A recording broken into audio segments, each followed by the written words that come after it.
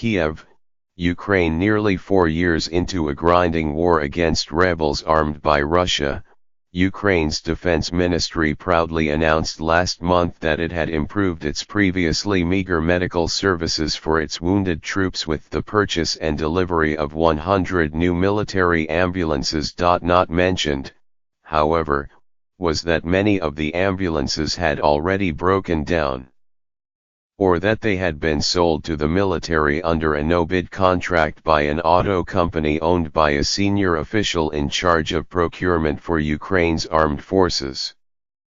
Or that the official, Oleg Gladkovsky, is an old friend and business partner of Ukraine's president, Petro Poroshenko. Ukraine's spending on defense and security has soared since the conflict in the east started in 2014.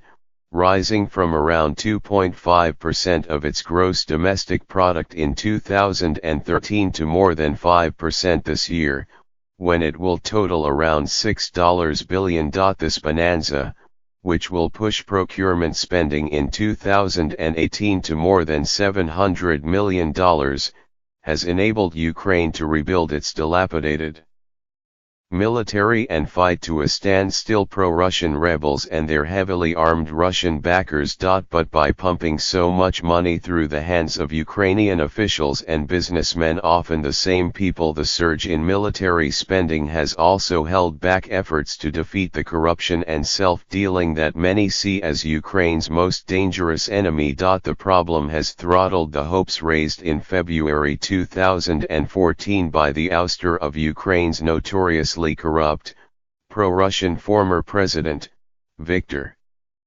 Yanukovych. It has also left the country's dispirited Western backers and many Ukrainians wondering what, after 2 revolutions since independence in 1991, it will take to curb the chronic corruption. It serves no purpose for Ukraine to fight for its body in Donbas if it loses its soul to corruption, Secretary of State Rex W. Tillerson warned last year, referring to regions of eastern Ukraine seized by Russian-backed separatists after the ouster of Mr. Yanukovych. Ukraine has made considerable progress since 2014 in draining pools of corruption in the gas business, a major source of income for crooked tycoons under Mr. Yanukovych.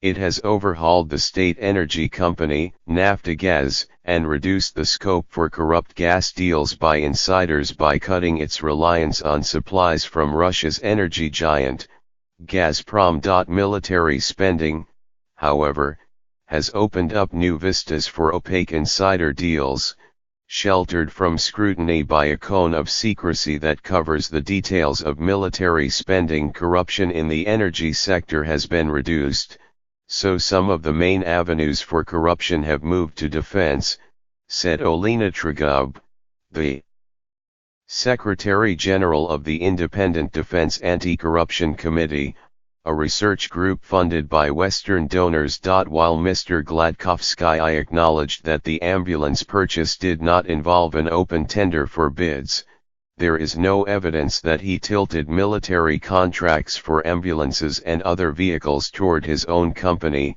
something he denies doing.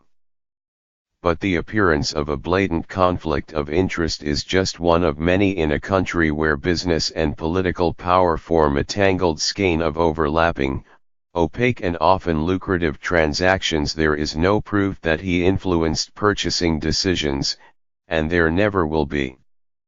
It is all secret, said Viktor Kumak, an independent member of the Ukrainian parliament and deputy chairman of its anti-corruption committee. The merging of politics and business is our biggest problem. Emblematic of the intertwining of business and politics and the rich fruit this can yield are 3 lavish villas on the southern Spanish coast. They are owned by President Poroshenko, Mr. Gladkovsky, and Ihor Kononenko, another business partner of the president who leads Mr. Poroshenko's faction in parliament. All 3 were wealthy businessmen before taking official posts, but they have nonetheless stirred suspicion by being less than forthcoming about their holdings. None of them declared the Spanish properties in mandatory filings of assets, an annual declaration of wealth by senior officials introduced in 2016 as part of a now stalled drive for greater transparency and accountability. Conflicts of interest are so widespread that you are no longer even shocked, said Ivaras Abramavicius, a former investment banker from Lithuania who helped lead a since-become push for clean government while serving as Ukraine's Minister of Economy and Trade. They are all over the place. It is sad, depressing and discouraging. Such disappointment has already cost Ukraine dearly. The International Monetary Fund and the European Union, frustrated by foot-dragging over the establishment of a long-promised independent anti-corruption court and other setbacks, have suspended assistance money totaling more than $5 billion. Ukraine lived for decades in a state of total corruption, said Artem Sytnyk, director of the National Anti-Corruption Bureau of Ukraine, known as NABU, an independent agency set up in 2015 during an initial burst of enthusiasm for clean government. Following the ouster of Mr. Yanukovych, these schemes have now been renewed and are again working. Some people simply don't want to get rid of them. His bureau has assembled evidence in 107 cases against previously untouchable officials, but only one has ended with a court sentence. The rest are stalled in a sluggish judicial system addled by corruption and political meddling. NABU's efforts to delve into defense-related embezzlement, which led to the arrest last year of a deputy defense minister and the ministry's procurement chief, led to a flurry of moves to neuter the anti-corruption body. This is a very sensitive zone, Mr. Sytnyk said. NABU has come under sustained attack in recent months, with Parliament drafting legislation, later dropped, that would have emasculated the agency and with the Domestic Intelligence Service raiding the homes of NABU employees. Mr. Poroshenko, who is expected to seek re-election next year, has positioned himself as a leader who rebuilt Ukraine's ramshackle military and stood up to President Vladimir Putin of Russia. To the consternation of the Ukrainian leader, though, the conflict with pro-Russian separatists is slowly mutating in the public mind from a heroic struggle into yet another sinkhole of profiteering and graft. Helping along this shift has been Mikhail Saakashvili, the former president of Georgia who, until he was grabbed by Ukrainian security officers last week in a Kiev restaurant and bundled against his will onto a plane bound for Poland, had led a new political party in Kiev focused on denouncing corruption. His supporters in Kiev have joined angry veterans of the war in the east in a protest encampment outside the Ukrainian parliament. Their tents and barricades are festooned with banners accusing Mr. Poroshenko and his business pals of thieving while soldiers are dying. Nobody mentions Putin anymore, and the P word now is Poroshenko, Mr. Saakashvili said in an interview in Kiev shortly before his expulsion from Ukraine. This is not fair, because Putin is mostly responsible, but people see that there is a war and that Poroshenko and his friends are making money out of it. Mr. Abramavicius, the former economy minister, who quit in fury over the backtracking on anti-corruption efforts, said he did not believe that Mr. Poroshenko was profiting personally from the conflict in the East. But he said the president has left himself exposed by failing to deliver on promises to sell off his business assets or to set up a genuinely independent anti-corruption court. Mr. Gladkovskaya defended the secrecy and the absence of public tenders for most military equipment, including ambulances, as necessary to prevent Russia from meddling in purchases by submitting phony bids through fake companies, which he says it has done repeatedly when competitive bidding has been attempted. Nobody is making money from the war, he said. Mr.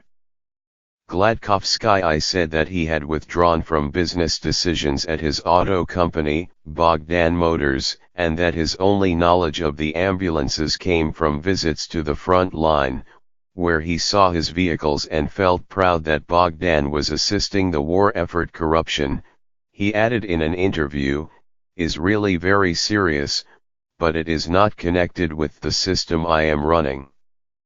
Looming large in this system is Ukroboronprom, a sprawling state conglomerate comprising 130 defense companies and employing around 80,000 people. Dmytro Maximov, a former employee in Ukroboronprom's control department, said shady deals in procurement were the essence of the conglomerate's operations.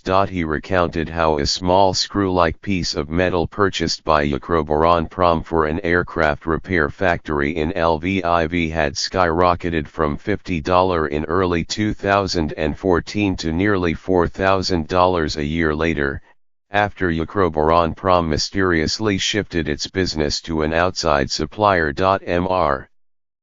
Maximov said he had raised this and other inexplicably high prices with his superiors, but was told to drop the matter and was later fired, a dismissal he is challenging in court. Denis Guruk, the conglomerate's young deputy director, said he did not know about Mr. Maximov's complaints but acknowledged that corruption existed in the defense sector.